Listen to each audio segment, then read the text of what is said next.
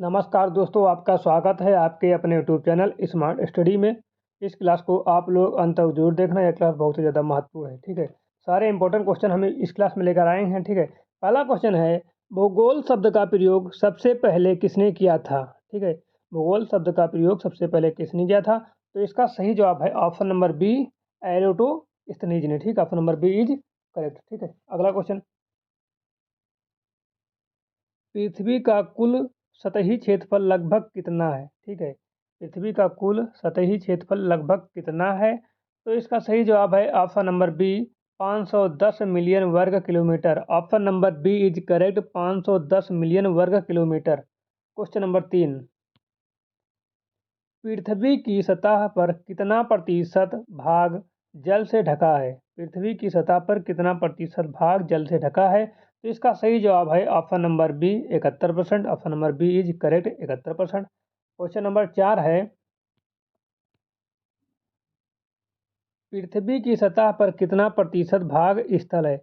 पृथ्वी की सतह पर कितना प्रतिशत भाग स्थल है? तो क्वेश्चन नंबर 4 का सही जवाब है option number B, 29%। Option number B is correct, 29%। Question number 5 है, भूमध्य रेखा की कुल लंबाई कितनी है? भूमध्य रेखा की कुल लंबाई कितनी है? तो इसका सही जवाब है option number C, 40,076 kilometre. 40,076 kilometre. Option number C is correct. Question number 5 है, ब्रह्मांड की उत्पत्ति से संबंधित बिग बैग थ्योरी किसने दी? तो इसका सही जवाब है option number C, George Lemaitre ने। Option number C is correct. Question number 7 है, ब्रह्मांड की अनुमानित आयु कितनी है? ब्रह्मांड की अनुमानित आयु कितनी है? तो इसका सही जवाब है ऑप्शन नंबर सी, 13.8 अरब वर्ष। 13.8 अरब वर्ष। क्वेश्चन नंबर 8 है, अक्षांश। क्वेश्चन नंबर 8 है, आकाश गंगा को अंग्रेजी में क्या कहते हैं? आकाश गंगा को अंग्रेजी में क्या कहते हैं? तो इसका सही जवाब है option number C, Milky Way. Option number C is correct, Milky Way. Question number 9 है, सूर्य किस आकाश गंगा का तारा है? सूर्य किस आकाश गंगा का तारा है? तो इसका सही जवाब है option number B, Milky Way. Option number B is correct, Milky Way. Question number 10 है, सौर मंडल का सबसे बड़ा ग्रह कौन सा है? तो इसका सही जवाब है ऑप्शन नंबर सी, बृहस्पति। Option number C, Brihaspati.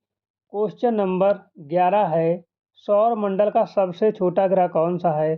सौर मंडल का सबसे छोटा ग्रह कौन सा है? तो इसका सही जवाब है ऑप्शन नंबर बी, बुध। क्वेश्चन नंबर 12 है, सूर्य का प्रकाश पृथ्वी तक पहुंचने में लगभग कितना समय लगता है?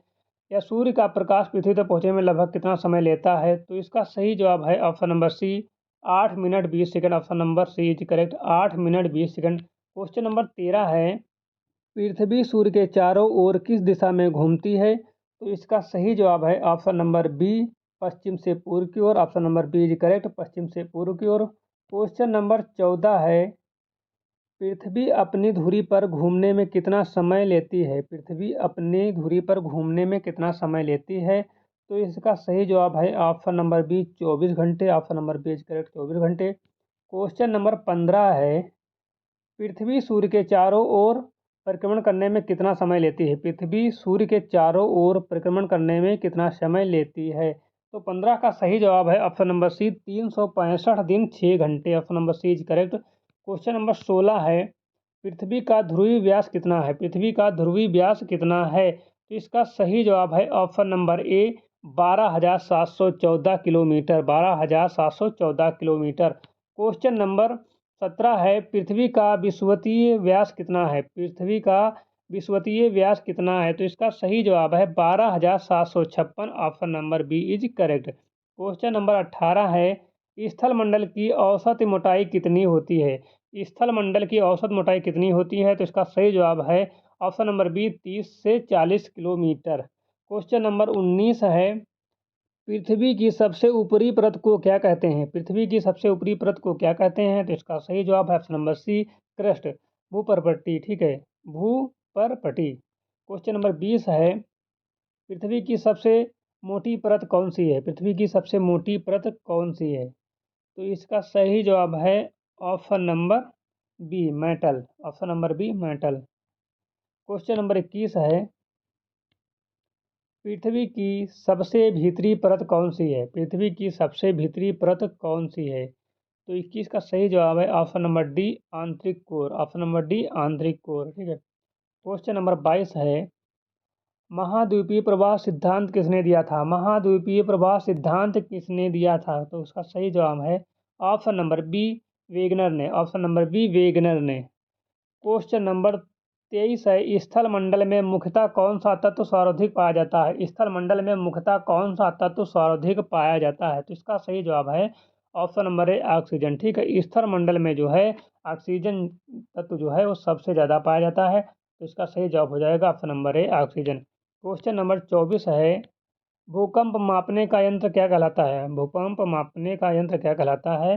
भूकंप मापने का यंत्र क्या कहलाता है? तो इसका सही जवाब है 24 का option number B, seismograph. Seismograph. Option number B is correct. Question number 25 है, ज्वालामुखी किस मंडल से संबंधित है? क्वेश्चन नंबर 25 है, ज्वालामुखी किस मंडल से संबंधित है? तो इसका सही जवाब है ऑप्शन नंबर ए, स्थल मंडल से। ठीक है। ज्वालामुखी जो है वो स्थल मंडल से संबंधित है। क्वेश्चन नंबर हम लोग 26 पहुंच चुके हैं, पृथ्वी पर जल का कुल प्रतिशत कितना है? पृथ्वी पर जल का कुल प्रतिशत कितना है? यह क्वेश्चन अभी हमने पहला या दूसरे में कुछ कराया था एक। ठीक है। तो इसका सही जवाब है option number B, 71%। Option number B, 71%।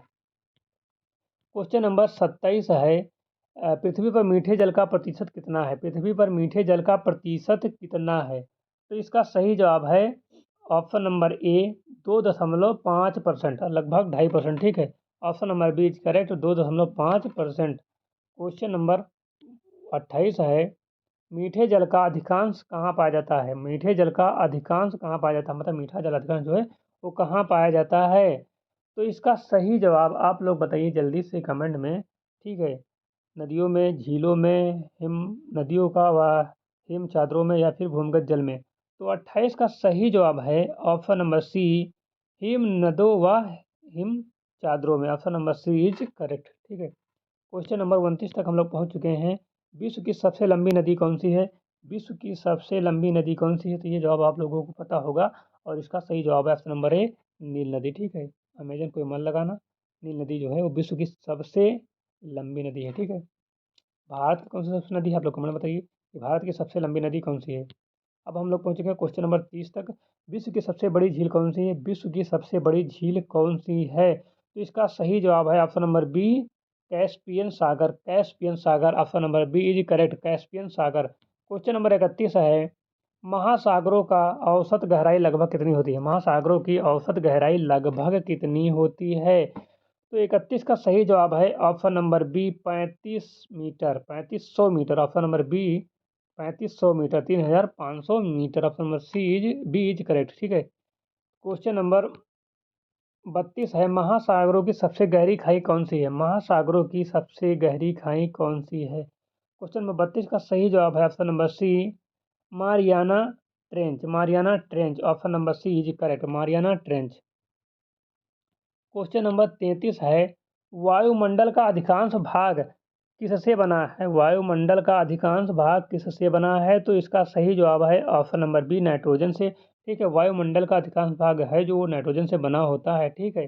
इससे बना होता है नाइट्रोजन से। क्वेश्चन नंबर 34 है, वायुमंडल में नाइट्रोजन का प्रतिशत कितना है?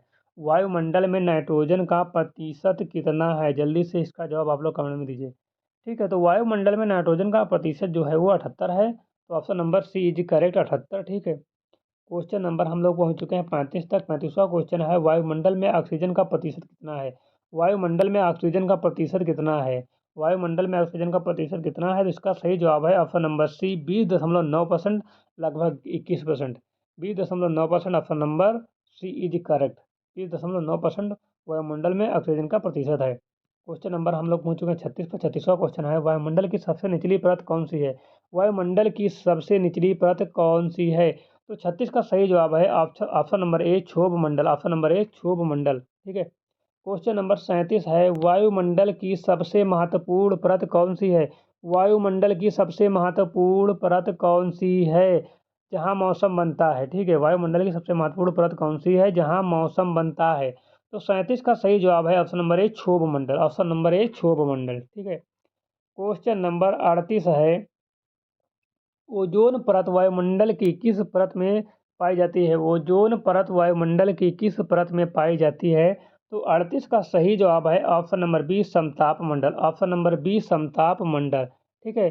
ओजोन परत जो है वायुमंडल की किस परत में पाई जाती है, तो ये ऑप्शन नंबर बी समताप मंडल में पाई जाती है। क्वेश्चन नंबर 39 है, ओजोन परत हमें किससे बचाती है। ओजोन परत हमें किससे बचाती है, ओजोन परत हमें किससे बचाती है। तो 39 का सही जवाब है ऑप्शन नंबर बी पैरा बैंगनी किरणों से, पराबैंगनी किरणों से, option number B is correct, पराबैंगनी किरणों से। क्वेश्चन नंबर 40 है, ध्वनि किस परत से परावर्तित होती है। ध्वनि किस परत से परावर्तित होती है।